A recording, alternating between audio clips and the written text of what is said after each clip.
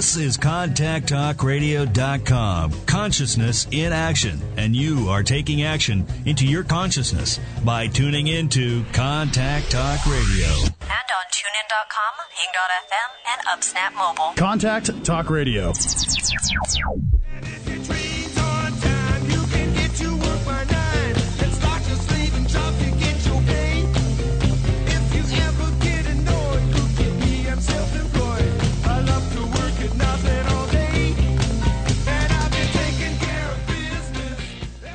All right, well, good afternoon. Welcome to the Cameron Steele Hour right here on Contact Talk Radio. We're live, of course, and it's a beautiful Monday here in the Pacific Northwest. Surprisingly, my eyes were blinded by the sun that we saw this morning. I could not even believe it, as they say. And I was thinking to myself, it's quite humorous, really, because living in the Pacific Northwest over the past few weeks, we've had gray skies, we've had snow, we've had rain, and I took my son to school this morning, and lo and behold, the sun's out, and I'm actually finding myself squinting, thinking to myself, I shouldn't have to squint when the sun is out. I should just embrace it and see it for what it is. Anyways, we're happy to be here today, and I've got a great guest with us today. My last interview was with my next guest was with my wife Lucia. At the time, we were doing our show together. And this was back in 2003. And, of course, I never lost sight of what my next guest is about and what he's doing. I've always kept up on the website and noticed what he's all the new things that are happening. And I thought, it's about time to bring him back and enlighten the crowd, the Cameron Steele crowd, if you will. And so my next guest, of course, is Dr. Stephen Greer. He is the founder of the Disclosure Project, the Center for the Study of Extraterrestrial Intelligence, CSETI, and the Orion Project. He is the father of the disclosure movement. He presided over the groundbreaking National Press Club Disclosure May 2001. Over 20 military, government, intelligence, and corporate witnesses presented compelling testimony regarding the existence of extraterrestrial life forms visiting the planet and the reverse engineering of the energy and propulsion systems of these craft. I have to say, I was thinking about the show this morning and what I was going to talk about and how I was going to bring it up, and I let my thoughts freely wander to all the things that I ever believe. And I look at our cell phone technology. I look at some of the jet planes that we have, and going back as far as the early 60s and the 50s, and when they have the jet planes. And I thought to myself, I wonder how much of that was really invented, or if it was reverse engineered to make a so-called new discovery. And I guess it's all what you believe. Some of this stuff we're going to talk about today, you might just go, wow, yeah, I've always thought this, and now I've just been validated. Or some of it, you're just going to go, what a bunch of hokey. And believe what you will, but from my perspective, this is a pretty big universe, as they said in the movie Contact, and to think that we're alone would be pretty ridiculous. It is by far a great pleasure to present Dr. Greer with us on the show today. Dr. Greer, welcome back to the show. It's been a while, and I'm glad to have you back with us. Well, thank you. Glad to be here. So, listen, for our listeners who may not have heard about the Disclosure Project, in my brief introductory to you here, you got national coverage on BBC, CNN Worldwide, and including Contact Talk Radio way back when. And, of course, there's a lot of things have changed, and a lot of new things have happened. Can you give our listeners just a rundown of what got you started in the Disclosure Project to begin with? Well, the origins of the Disclosure Project were that I founded an organization. It's a nonprofit called CSETI, the Center for the Study of Extraterrestrial Intelligence, which is CSETI.org for those who want to look at it. And our prime mission was to actually investigate extraterrestrial intelligence from a real-time point of view, going out, making observation, and making contact. I mean, your show's called Contact Radio, but literally making contact with these civilizations. And once we began to do that, we began to have some astonishing things happen. For example, we had about 40 or 50 people at an event on the beach in Florida in 1992, and there were 4 extraterrestrial vehicles that were vectored in like you'd vector a plane into John F. Kennedy Airport, but these were disc-shaped objects.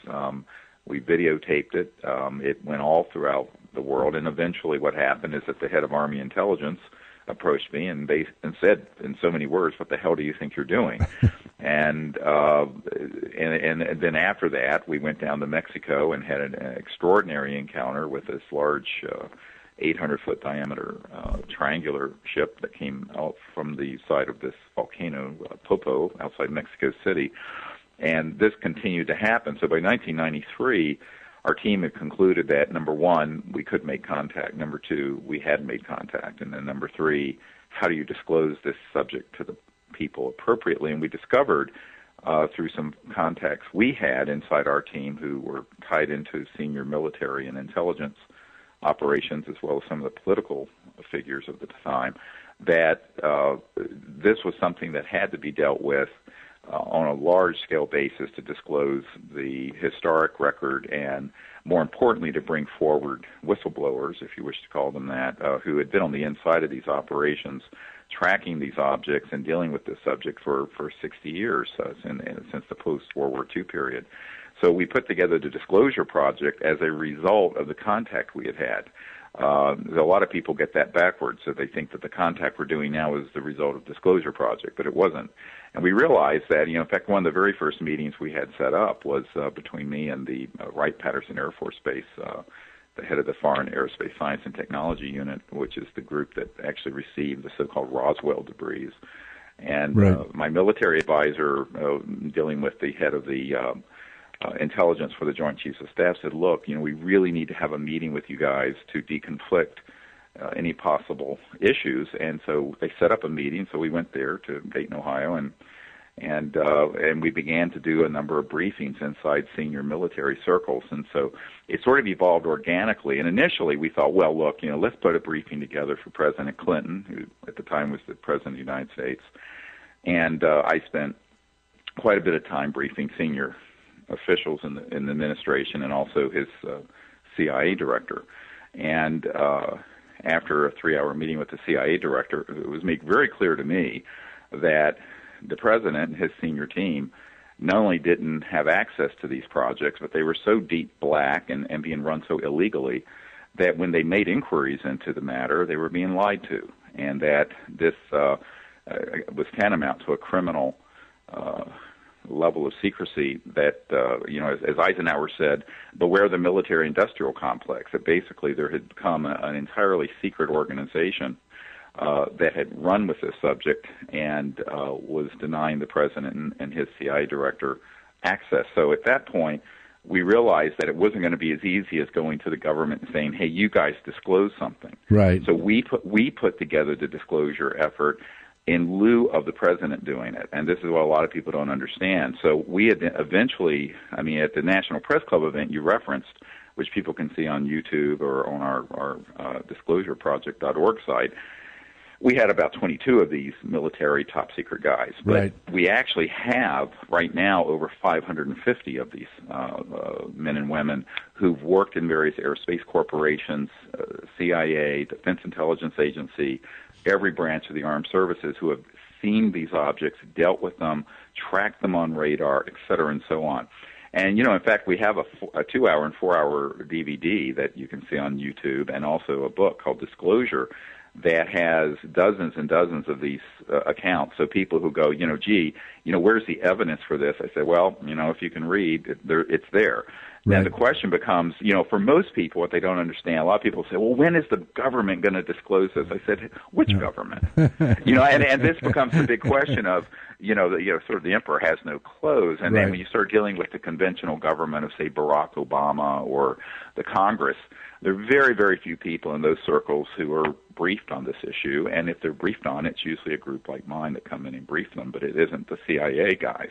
Those guys prefer just to lie to our leaders, and there's been a complete breach of the Constitution over the last 50 years that, of course, Eisenhower was witness to, and which is why he gave his favorite, very, very famous speech when Eisenhower left office in 1961. He said, beware the military-industrial complex, not because he's anti-military, but because of the big financial and corporate interests had hijacked a lot of these projects, and Eisenhower knew it. In fact, one of his aides, a young man who had worked with him, who became an attorney in North Carolina, is one of our witnesses, and Stephen Lubkin, and he said Eisenhower had absolutely, they circled the wagons and shut Eisenhower out of the research and development projects dealing with UFOs and extraterrestrial vehicles, and that this was something Eisenhower was furious about but was powerless to do anything about. And that's why he gave that speech. And a lot of people, think that quote came from Abbie Hoffman or some hippie from the 60s. It was not. It was from a five-star Republican general who became, of course, President of the United States in 1952, took office in 53 and left in 61. And so what happened is that during the course of this, Eisenhower, unfortunately, lost control over these highly classified projects. In fact, I have a man who works in Washington with one of the largest national defense labs. He says he can put it to a date. October 1954 is basically, from that point forward, the Constitution was shredded, and the chain of command was completely torn asunder, and it's never been put back since. So this is one of the problems we're trying to fix. Right. Well, it's interesting because, going back to military and the communication gap there, and I say that word loosely, the communication gap. I have a relative who worked in Europe in the in a high-level military, United States military communications base, and I forget where it was, but I think it was. It wasn't. It starts with an S. I can't remember the name of the country now, just off the top of my head. Anyways, we were sitting at the kitchen table a couple of years back, and I just outright said to him, I said, "Listen," I said, you can't talk about this, but I said, I probably just want to ask you because of, just out of curiosity, and I'm pretty good at reading people, and when I brought it up, I said, are we communicating with aliens? Are we really doing the stuff that that's being talked about? And I brought up the whole controlling the weather thing and all that stuff. And what was interesting is that he didn't deny it, but he didn't admit it. But his reaction was, he pondered a thought for a moment and then decided that, well, he gave up some answer. I can't remember what it was, but that really led me to believe that we're being misguided along the way here on what's really going on our planet. And I think projects like yours and CSETI are making a huge difference. And it's just I guess the thing for me is that I wonder, Dr. Greer, the impact if the quote-unquote government outright just declared, yes, we've been in communication with aliens, I think this would have a social impact on our world. I mean, it would have to have a social impact on our world. All of a sudden, we're not alone in the universe, and it's official. Well, yeah, but this is a 1950s conversation, isn't it? Right. I mean, look, I'm a medical doctor, ER trauma. My uncle was the guy who designed, the senior project engineer that designed the lunar module that put the first man on the moon. That was 1969. Right. There's 70% of the public believe there's intelligent life out there. More than half the population believe we've been visited, and some aspect of the government is keeping it secret. People are not going to be hurling themselves off the Brooklyn Bridge over this. And I think that this is sort of a canard, this is a red herring, and in reality, the secrecy is really much more prosaic. It's the fact that you cannot disclose the fact that these objects are real and that they're moving in a nonlinear way using very advanced transdimensional physics, which we can get into, involving anti-gravity, all sorts of energy systems that certainly don't involve fossil fuels. So when you see these objects move and you see video of them, they are not using a rocket thruster or a jet, and they're certainly not using Exxon Jet A fuel. Now, the problem with disclosing this information is twofold. Number one, the people who we think would be doing the disclosing are out of the loop. That includes the president and his team. Right. Number two, the information, if it was disclosed, would immediately lead to every scientist on Earth with an IQ over mud to say, how are these things moving around? How are they getting from one star system to another? They cannot be using stuff like the shuttle has or things that like my uncle worked at or JPL. So you then get into a whole discussion of what the secrecy is about. And the secrecy is about the same old bane of human existence, corruption that has to do with massive amounts of power. Because you're not talking about billions of dollars here. You're talking about hundreds of trillions of dollars in oil, gas, coal, nuclear power, utilities, internal combustion engines, jet engines.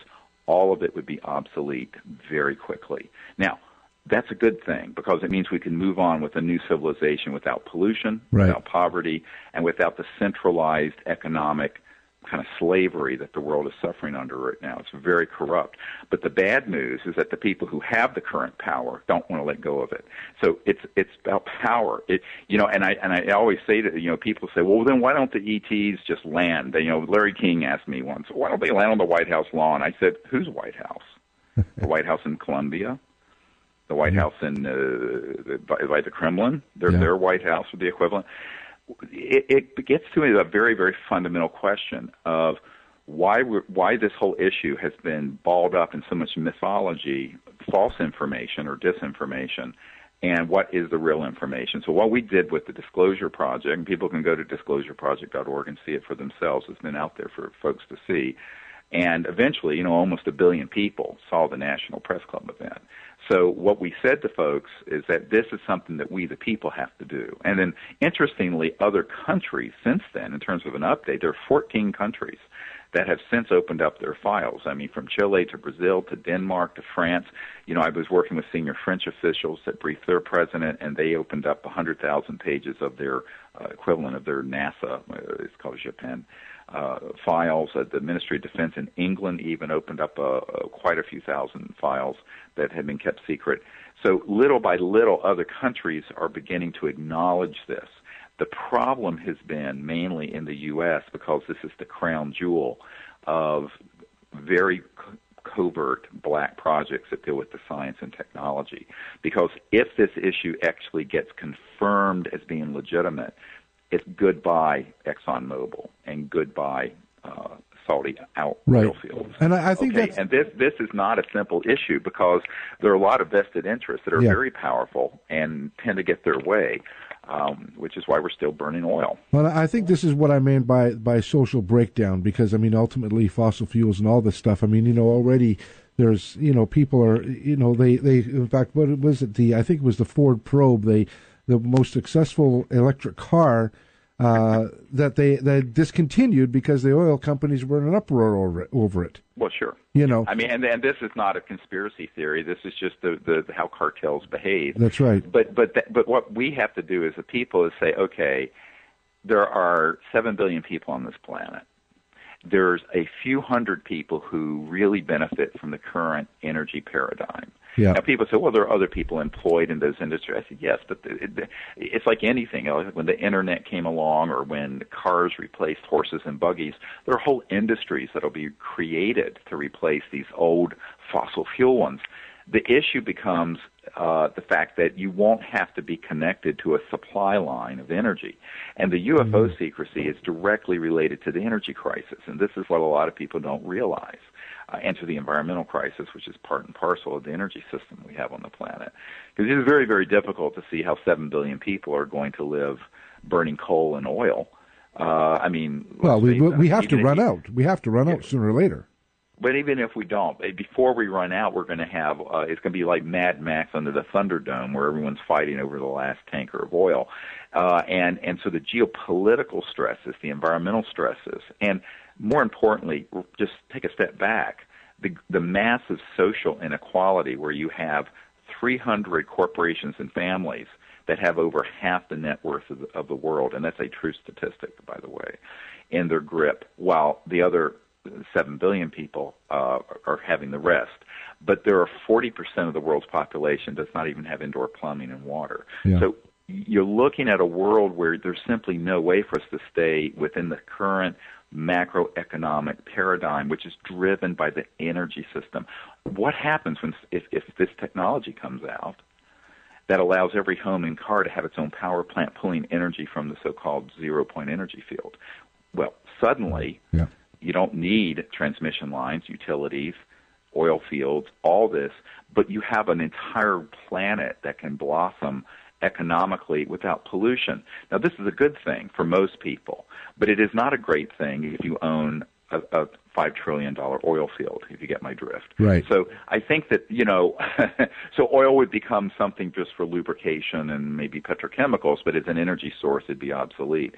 And I think this becomes one of the big issues. Since 1850, the disclosure of this information would be the biggest industrial revolution since the original revolution began in the mid-1800s. And it would certainly dwarf the Internet and all the IT and telecommunication breakthroughs that have happened in the last 50 years.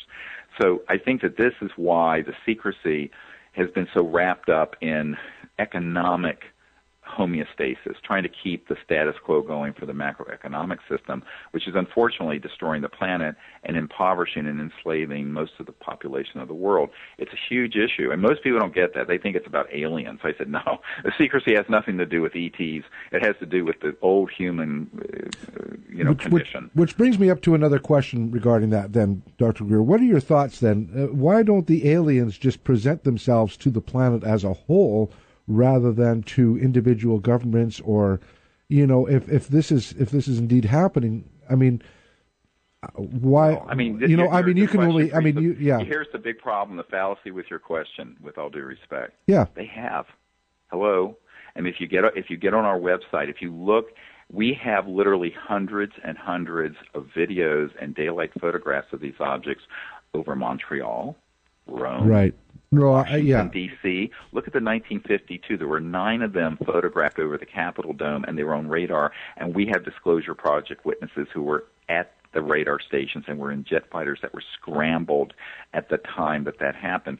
The fact that the mainstream media, which takes its marching orders from this macroeconomic system, is lying about it does not mean that the ETs haven't done it. It's not their fault that that our planet is run by a bunch of lying fools. Right. I guess I put the blame of this. Now, could they do something unmistakable and undeniable? Yes. Yes. But this presupposes that they would be as stupid as we are, where we think we're going to go into Afghanistan and institute Jeffersonian democracy on a feudal medieval society. They know that this is something we have to acknowledge ourselves, educate ourselves about, and disclose and discuss amongst ourselves. Obviously, if you have interstellar travel capabilities, if they wanted to just pull the veil back and say, boom, here we are, and at some point that might happen.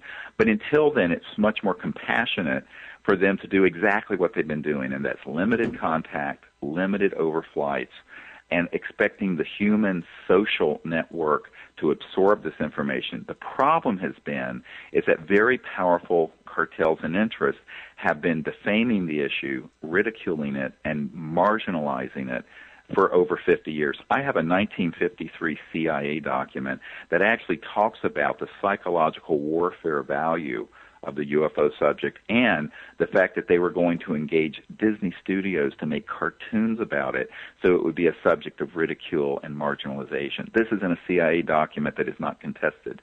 So the issue becomes, why are we so misinformed on this, and what is the secrecy it's about? Well, in the 50s, when they discovered how these things operate and how the anti-gravity and gravity control operates and how the energy systems operate, the folks looked around themselves and said, you know what?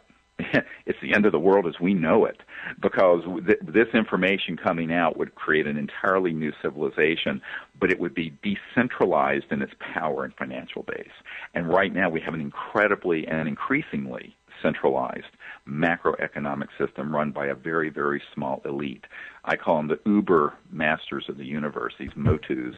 I call, forget about the alien invasion. I'm worried about the Motu invasion, the invasion of these megalomaniacs who are keeping these things secret. But they have done this because they're trying to maintain their grip on the quote, world order. And I think the extraterrestrial civilizations are wise enough to know that we're in this sort of evolving state in the last 100 years on Earth, and that we need to kind of get this right, and that it would be sort of an act of violence for them just to land and say, here we are, and deal with it. I think they're wiser than that, and I think that they've done exactly what you would expect a more intelligent, highly intelligent, and frankly, I think rather enlightened civilizations to do, and that is to hope that our civilization quits being so dysfunctional and begins to discuss this in a rational fashion. And that is what the Disclosure Project is all about. But it's of course, it's difficult because we're doing it within this milieu of xenophobia, Alien Invasion Week on the History Channel or whatever.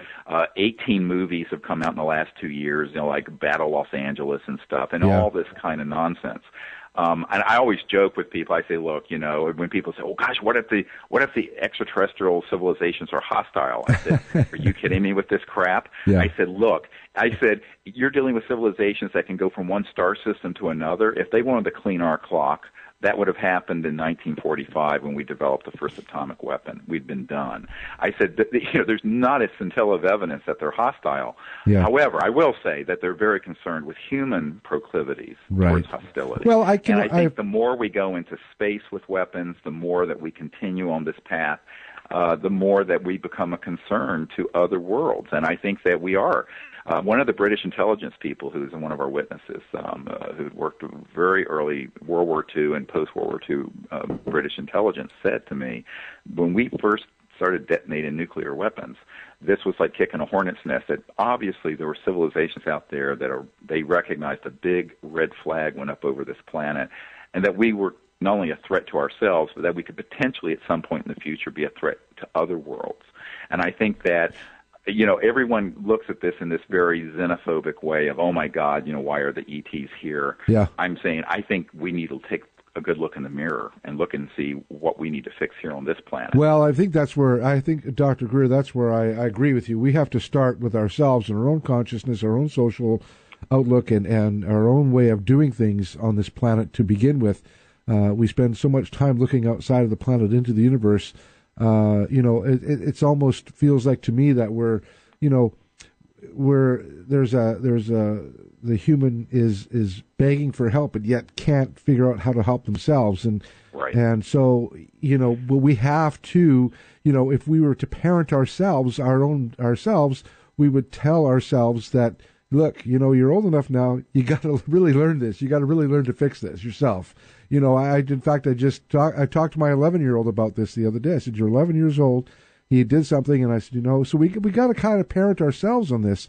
And I agree with you. This is almost Star Trek-ish First Contact. When they first made warp speed out of the Earth and the what do you call them, the aliens came to meet them and landed on the planet and said, hey, we're here. I guess, we have to go through whatever we have to go through and learn what we have to do to get what we're getting. I guess one of the things that I wonder about is if they're seeing all this that's going on, where is the technology that we're getting from them, and why are they giving that, or maybe they're not giving the technology? Where is this technology coming from, and who's giving the shadow government this technology to develop what they're developing? That's so extraterrestrial. Well, this is a very muddled picture because, I mean, in the minds of the public, not in our own team's minds, because I've spent 22 years drilling down on this. Of course. And I come from an aerospace family. The reality is, by 1908, Nikola Tesla and other geniuses had figured out how to do a lot of these things, including getting energy from the vacuum of space-time around us, so that you don't have to use fossil fuels or what have you. So there's been 104 years of suppression of these sort of energy technologies, number one. And people can find out more about that at the orionproject.org. We have literally thousands of pages of documents and what have you on that site. The second point is that by 1929, we had a very well-developed system where if you look at the Koloski-Frost experiment in Germany and also the work of T. Townsend Brown, they began to do experiments with very high voltages and different crystalline structures, creating anti-gravity, so-called. It's not the correct term, but a cancellation of mass so things would float. That was 1920s, 27, 28, 29. By the 1940s, the Third Reich, Hitler and his guys, had developed things that zipped around that look like UFOs, and this is absolutely true. So what people don't understand is that there's a missing 100 years of science and technology that were very human in development. Now add to that by the 40s and 50s, we had developed some of these very, very advanced electromagnetic systems into warfare systems, and had begun to target these ET vehicles, and on occasion would successfully knock one down. The Roswell crash that did happen. They didn't come from another star system and then crash in the desert. They actually crashed because they were hit with a Tesla-type coil that was in a radar dome, and I have an FBI document to this effect. Now, what people have to understand then is that then when you have this history from the early part of the 1900s into the 40s and 50s of human experimentation, much of it become classified, being then augmented by being able to study actual extraterrestrial materials. Those two channels came together to greatly potentiate the research and development, so that by the 1950s there were massive breakthroughs in gravity control, and by the late 50s and early 60s we had here in the United States our own anti-gravity vehicles flying around. A lot of the things that people see as UFOs that are out near Nellis Air Force Base, so-called Area 51, Edwards Air Force Base, the Provo Dugway Proving Grounds in Utah, those are man-made anti-gravity devices, and we've had those for almost over 50 years. So I think people have to understand that there's a big peace dividend that we're due, and that is we have spent, and in fact, Donald Rumsfeld, the day before 9/11, said in a congressional hearing that there was over $2 trillion missing out of the Department of Defense budget over the last few decades. And it's this that it's gone into. It's gone into these kind of black projects. And the problem is we, the people, have paid for it, but we're not getting the benefit from it. And so this is something that needs to change. Well, you know, I find all of this very interesting. I was so looking forward to this interview. So we're going to take a quick break right here. Sure. If you've got questions for Dr. Greer, feel free to give us a call, 877-230-3062. That's 877-230-3062. More with Dr. Greer, thedisclosureproject.org. You can check out his website there. You can also check out CSETI.org. That's CSETI.org. And we'll talk more with Dr. Greer when we come back.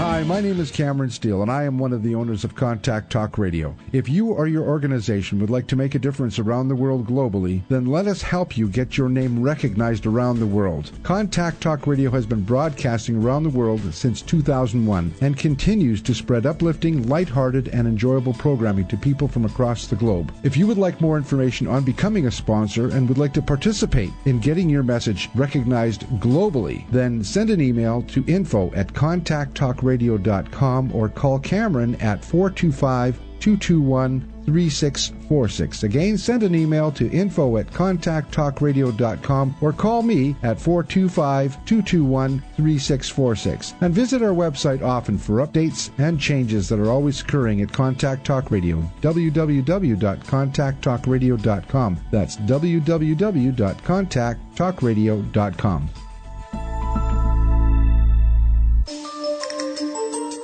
Did you know that you can rate this show on iTunes?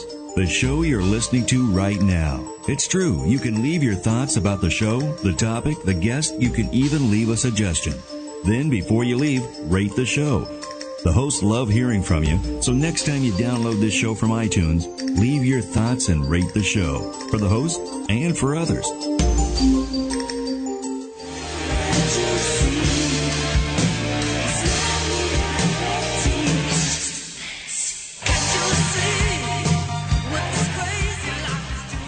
All right, welcome back to the Cameron Steele Hour right here on Contact Talk Radio. This show today will be archived for your listening pleasure later on. Go visit my website at CameronSteele.com, and I'll have that up there later this afternoon or first thing tomorrow for you. So Make sure you check it out. Our guest today, of course, is Dr. Stephen Greer. He is the founder of the Disclosure Project. You can find out more information about the Disclosure Project by going to www.disclosureproject.org. You can catch some videos, some presentations there. Also, CSETI.org, CSETI.org. You can find out more information. Since we only have an hour with Dr. Greer today, and we're running, we've got about 20 minutes, 22 minutes left in the show today, I wanted to make sure that we catch up with Dr. Greer on the Orion Project. Now, the OrionProject.org is the website. You want to follow this one.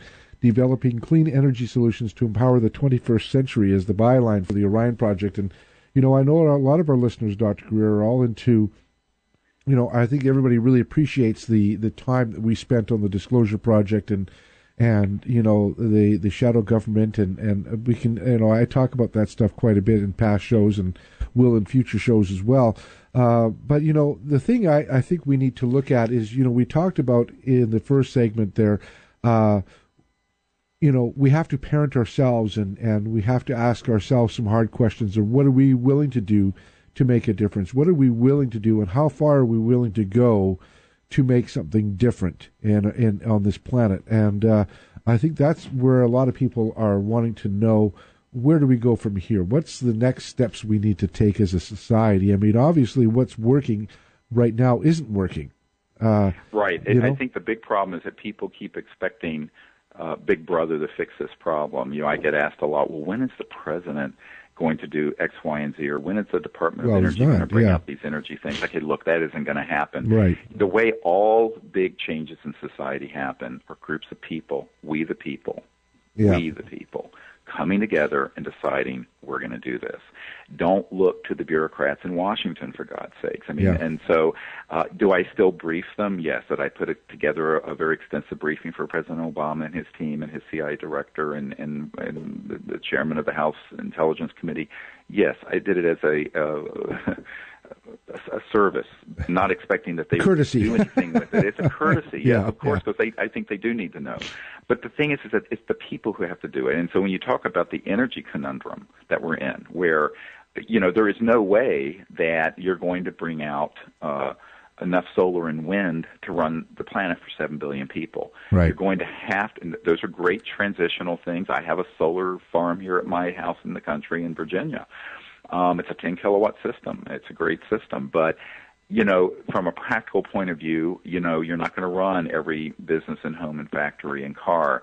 And what we need to do is say, okay, what are these energy systems that are being used in these classified aircraft that we have, but also these extraterrestrial vehicles?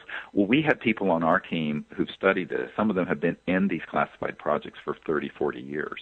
And they're willing to come together with us in a laboratory and do our own skunk works. Instead of Lockheed's secret skunk works, we would do a public one that the whole public would see happening in real time. But you need to have people who are going to get behind that, both strategically, financially, funding, technically, and you have to put together your own team of people. So what the OrionProject.org is trying to do is to identify those resources. And I told someone once, we have a local dog pound here in town that we helped, that was built for stray cats and dogs that, it raised $6 million to build it.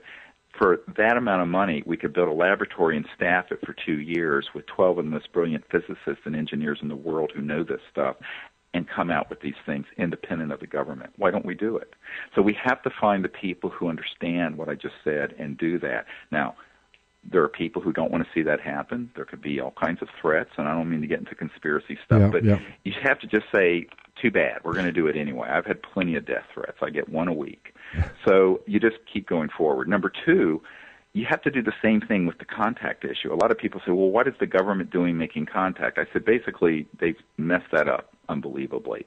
And so CSETI.org, we have a training program where people can, in fact, there's an iPhone app that you can download that has the entire protocols on there of how to make contact with these civilizations using very advanced concepts in consciousness and electromagnetism and other things.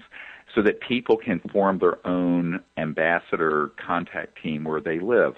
Because I think a citizens diplomatic effort is where this is going to happen. I mean, it's like during the Soviet Union, there was this big Cold War lock that the U.S. and USSR was in, and in that, a group of physicians, medical doctors, and I know some of the founders of this, started something called Physicians for Social Responsibility, and they started a citizens diplomatic effort going between the United States and the Soviet Union to try to break down those barriers.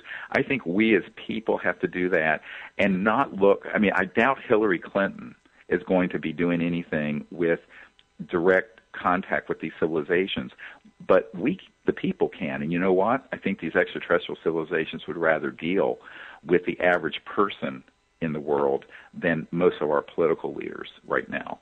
And I just say that just very frankly. And I think that people need to take responsibility for that, because rather than looking at this from a retrospective historical point of view, or just sitting passively by as these things zip around the skies, why don't we form teams of people to make contact? And that's what we've done. And it's amazingly, people are astonished the kinds of things that can happen when you go out and make an effort to do that, because these civilizations are watching and they're waiting to see if we come together in a critical mass of people to make peaceful contact, to do something that isn't militarized in our approach to them. Well, we need to do the same thing with the technologies, because the technologies have been weaponized. They've been militarized. They've been taken into these very compartmented black projects, but they're not helping the people of the earth. We got 7 billion people here, half of whom are living in terrible poverty. And this is something we can fix, and we can solve the environmental problems with these sort of sciences and technologies. But it isn't going to happen by wishing it so, and it isn't going to happen by being passive and thinking, oh, well, Big Brother in Washington's going to do this, or the big corporate structures are going to do it. Goldman Sachs and the big oil companies in Washington, they're never going to have the moxie, or whatever you want to call it, the courage to move this forward. It's going to take we the people doing it. And I think this is how it should be, actually. I think that, even though it's outrageous that trillions of dollars of our tax money have been spent on these projects and we're not benefiting from it, the bottom line is that we can come together and do great things once we get educated on an issue, raise our awareness, and then say, we're going to make this change happen together. And I think this is what's really exciting about going forward, is that we now have 14 countries who've opened their UFO files. In the last 5 years, we've identified enormous numbers of people who understand the science behind these so-called free energy and new energy systems. Right. And we've had several thousand people trained as diplomats, as it were, citizen ambassadors to these civilizations who are practicing these protocols and are having amazing contact happen, actually. So what I see is that there has to be this groundswell, a sort of a global, instead of an Arab Spring, it needs to be a global spring where the world awakens. And one of the things we're working on this year, actually, is also we're going to come out. We have an Emmy Award-winning filmmaker that we're negotiating with to do a massive release of new information this year in a 2-hour documentary. We hope to come out later this year. And that will have just a definitive story of not only contact and disclosure, but these energy systems, and so that the public will understand the potential of the kind of the beautiful world we could have if we come together to make this happen, that this is not just about whether or not we're alone in the cosmos. It's also about how we're going to live on Earth and how we're going to create a civilization that is just and that is equitable and that also has sustainability. Because right now we do not have sustainability, and everyone knows it. I think when I give talks at universities and colleges, I find that the people who are like my children's ages, they really love hearing this, because there's such a sort of a despair in our society that. How are we going to live with 7 billion people and, burning coal well, and exactly. oil? Well, here's the thing. We talk about creating diplomats and communities and such. I even then I wonder if that is really the solution. And with all due respect, I don't mean to say that it's not the solution. That's not where I'm going with this. We've seen how, people have raged against the machine with these Occupy movements. And the Occupy movements, when they first started, you thought, oh, this is great. This is wonderful. This is really the people speaking up. but, it got so convoluted and Sure. so confusing that in the end, it just seemed like a big joke. Well, no, and the problem with that is that it's not about protesting something, it's about creating something. And I always tell people, you can ran at the darkness, but you can strike a match and get rid of it just by one. So I think that, Disclosure Project is about providing the information that all this is legitimate, real, Right. there's evidence. The Orion Project is about putting together the resources to bring these technologies out, and CSETI.org is about people taking and empowering themselves to make contact. It isn't about protesting Wall Street or protesting the dysfunction that's within the military-industrial complex, because anybody with a thinking brain knows that it's really dysfunctional. Yeah. I think that it's at that point, okay, fine, we get that. Now what are you going to do about it? So I think what you have to do is say, what our plan is to say, here are very specific things you can do about it, and that it isn't about, holding up placards and protesting. It's actually going about doing something that is a positive step forward, both in terms of making contact with these civilizations and also bringing out the science and technologies. And I think that that's what we need to focus on, because if it's just about venting one's spleen, and there's plenty to be angry about, granted, there's a lot of injustice and there's a lot of outrageous behavior, and no one has seen that probably more than my senior team has. But I think that when the day is done, you have to think, now, what are we going to do about it? And Right. I think that it's an empowerment message to say we need to take matters into our own hands. And there are people who don't want us to do that, but too bad. Yeah, yeah. My mom's family were some of the original founders of the United States. We had the ignominious fate of being the first prisoner of war with the British in the American Revolution. And so, what I say to people is that if a few people didn't rise up and decide to do that, the United States would have never been founded. So we have to, not in armed struggle, but in a peaceful revolution, rise up and say, we're going to bring out this information, make contact, and we're going to bring out these technologies. And you know what? We can do that. I mean, this is what I'm seeing, is that we have the capacity to do that. We have to come together, organize around it, and pool our resources and make it happen. Okay, so now you got somebody sitting around right now saying, okay, well, I want to make a difference. What do I need to do? Where do I need to go? Well, I think they need to first, they can go to our websites and look and see, and then see what their skill set is. I mean, everyone can actually learn the protocols to make peaceful contact, and it has a huge effect. If you understand Rupert Sheldrake's research on morphogenic fields and how when groups of people begin to do something positive or negative, but when they begin to do something positive, it creates a shift in the force field, if you will, that's non-local, that's in kind of non-linear awareness. So I think it's very important for people to get educated and do that. The other thing is that people can help us network to the right people and resources to get the funding in place to do this research and development that has to happen. It's very unlikely that a major corporation or someone's just going to walk out of the CIA with one of these energy devices. But it is possible that we could start an R&D program ourselves with the people we have identified if we could get the funding in place and the support from the public in place. Right. So that's another thing everyone can help us network to do. And the third thing is that a lot of it is public awareness. People can tell their friends about disclosureproject.org and link them. And we have a CSETI YouTube channel that has a lot of these videos of these top secret guys speaking on it. We have I'm going to start a blog in the next few weeks. People can sign up for that. And just, a lot of it is building consciousness and awareness, like the good work you're doing. It's all about the networking.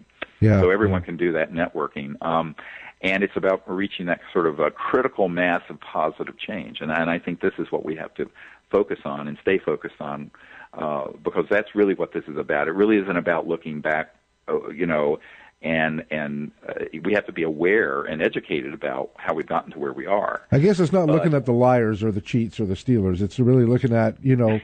what do we know? What do we know and what do we believe? And what are we going to do about it? Yeah, and, because it isn't about just trying to get into an argument with someone who wants to keep everything the way it is. Which, right.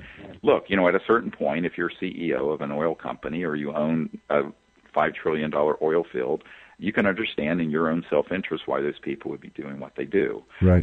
But I think that that's not the point. The point is that what can we do? And I think that this is how change always happens, is that people become empowered by first raising awareness, getting educated, and then coming together. And so that's what we're doing, and that's what we invite people to help us do. Do you think, Dr. Greer, that there's a lot of people out there that that, like me, I believe, I certainly believe that we're not alone on this planet, and I certainly believe also that we've made contact with these people, with these beings, and I've seen UFOs. In fact, my cousin and I have seen UFOs together in Manitoba, Lake Winnipeg of all places. Right. And so I certainly believe, and in fact, we had my wife and my kid years ago. I think I brought this up on the air. We had a local experience here in Bellevue where we live right behind the 405, which is the main thoroughfare, through Bellevue, the interstate. Oh, yeah. Right. And we were out for a walk, and we could hear the 405. We could hear everything that's going on. And I have to tell you, this experience just blew us away. We went outside for a walk. All of a sudden, all the electricity went out. The sky was very cloudy, but there was a red glow shining through the clouds. We couldn't see shapes or anything. We just could see the whole sky was red. We couldn't hear anything. We couldn't see anybody else. There was no traffic.